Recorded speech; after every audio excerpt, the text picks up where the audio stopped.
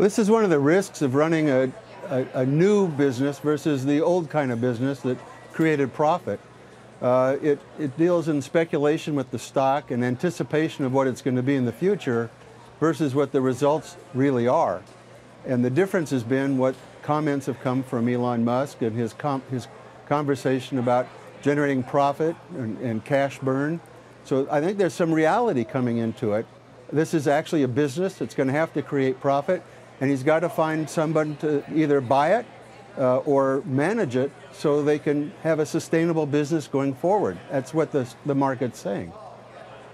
Jim, obviously Elon Musk has been exasperated for some time with the way the public markets treats his company, or maybe is too focused on, in his view, short-term results. And he seems to think that there's a kind of a larger mission for the world that's embodied in Tesla in getting electric vehicles to be more pervasive. Is that true? And is Tesla the only way or the main way that that's going to be propelled forward as an objective?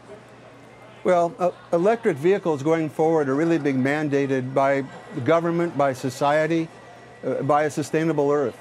A lot of competitors are coming out, and I think he's aware of that. The reality is the market treats him very well. If you take a look at the market cap of Tesla, what, 50 billion, compared to Ford that makes a profit, their stock is about $9, then it shows that disconnect, and there's an adjustment that's occurring.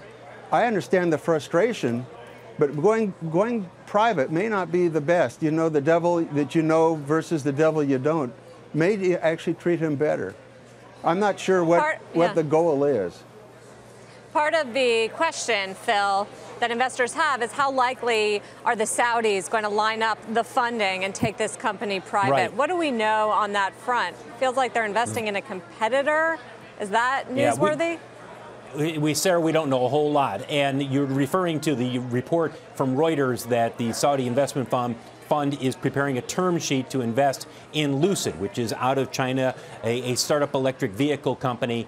If that is true, if that happens, it comes to fruition, and there is that investment in Lucid, it raises the question, would the Saudis also want to invest in Tesla? How much money do they have to invest? Do they want to take off as much as Tesla would be looking for?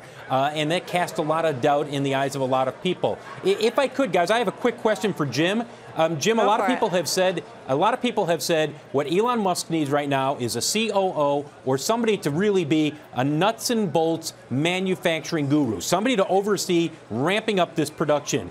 Within the traditional auto industry, how attractive would a Tesla job working under Elon Musk be? Or do you think that most within traditional automakers would be a little gun shy, given the fact that you don't know exactly what you get with Elon Musk? You know, but you don't know. Well, first of all, it's got a great product. Customers love it.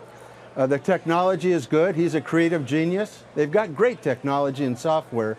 So I think it's attractive. They are a disruptor. They are going to help create the future. You're exactly right. It needs a management professional organization that can run day to day. He has the concepts at 30,000 feet, but you can't do everything. And the other thing, Phil, it's a great question. Also remember, he's the only one that's trying to run the distribution channel and capitalize that at the same time. And there's a whole opportunity there for an independent distribution channel to take half the workload off and create the sales. I think he could find someone to take that job.